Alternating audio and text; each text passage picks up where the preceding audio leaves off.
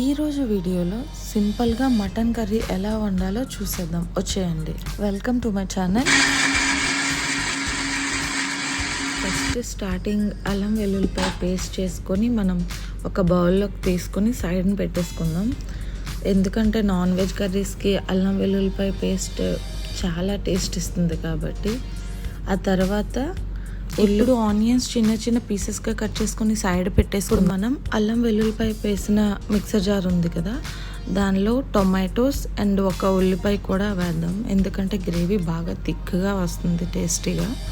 So ఒక onion కూడా add చేసుకొని దాన్ని ఇంకొకసారి మంచిగా పేస్ట్ చేసుకుని ఇది కూడా సైడ్ని పెట్టేసి మటన్ కర్రీని కుక్కర్లో 2 విజిల్స్ వరకు బాయిల్ చేసుకొని సైడ్ పెట్టుకోవాలి. స్టవ్ మీద కడాయి పెట్టుకొని దానిలో కొంచెం ఆయిల్ వేసుకుందాం.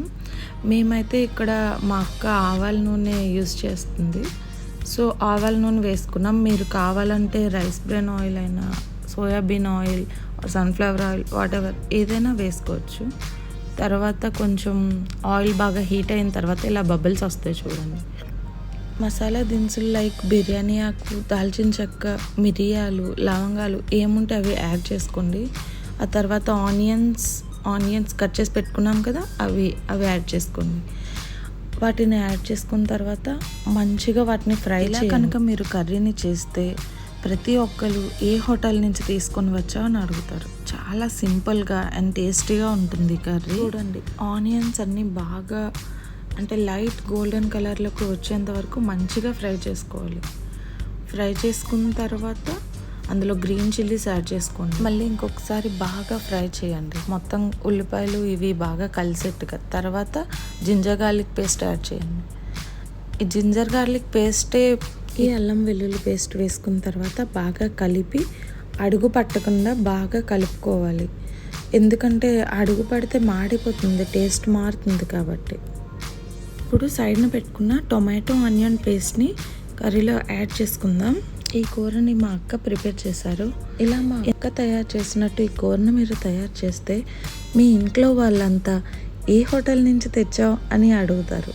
డామ్ షూర్ అంత టేస్టీగా, సింపుల్గా చాలా బాగా ఉంటుంది. ఖచ్చితంగా వేళ్ళు చప్పరిస్తారు, అంత రుచిగా ఉంటుంది.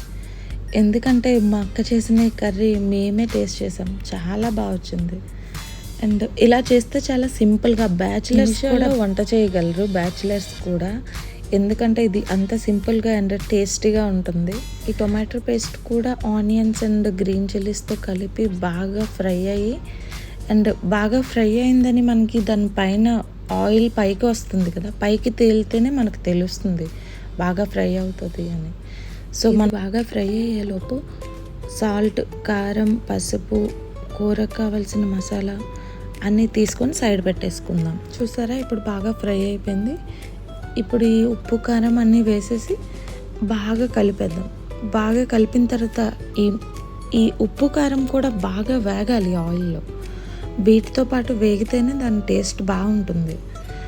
బాగా వేగిన తర్వాత ఇంకొకసారి కవర్ చేసుకుందాం, ఆయిల్ పైకి తేలేంత వరకు. చూడండి, సైడ్లో ఆయిల్ రిలీజ్ చేస్తుంది చూసారా, సైడ్లో మొత్తం ఆయిల్ రిలీజ్ అయిపోయింది, అంటే ఇది బాగా ఫ్రై అయిపోయిందని. ఫ్రై అయిన తర్వాత మనం సైడ్ని పెట్టుకున్న మటన్ కర్రీని కూడా ఒక ప్లేట్లోకి తీసుకొని, ఎందుకంటే ప్లేట్లోకి తీసుకోకపోతే వాటర్ కూడా వచ్చేస్తుంది కదా, ఈ పీసెస్ కూడా బాగా పట్టాలి ఉప్పు, కారం అండ్ ఈ పేస్ట్. ఇది మొత్తం బాగా పడితే ఆ పీస్ టేస్ట్ చాలా బాగుంటుంది, లేకపోతే చప్పగా ఉంటుంది. మటన్ కర్రీకి ఇదే మంచి టేస్ట్ వస్తుంది, ఇక్కడే ఇదే మెయిన్ పాయింట్. ఆ వాటర్ కూడా పడేయకుండా సైడ్ని పెట్టుకోండి, లాస్ట్లో యాడ్ చేసుకుందాం మనం. చూడండి, ఇక్కడ ఈ పీసెస్ కూడా మంచిగా ఫ్రై అవుతున్నాయి, దానిలో మంచిగా ఉప్పు, కారం అన్నీ పడుతున్నాయి. వాటికి పట్టిన తర్వాత సాల్ట్ అన్నీ ఆల్రెడీ మనం ఈ కర్రీని కుక్కర్లో బాయిల్ చేసుకున్నాం కదా, ఒక 70% అలా బాయిల్ చేసుకోవాలి.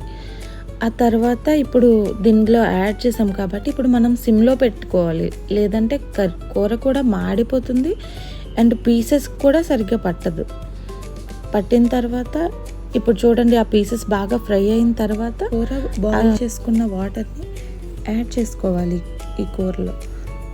అప్పుడే ఆ వాటర్లోనే ఉంటాయి కదా మెయిన్ బాయిల్ చేసిన విటమిన్స్ అన్నీ.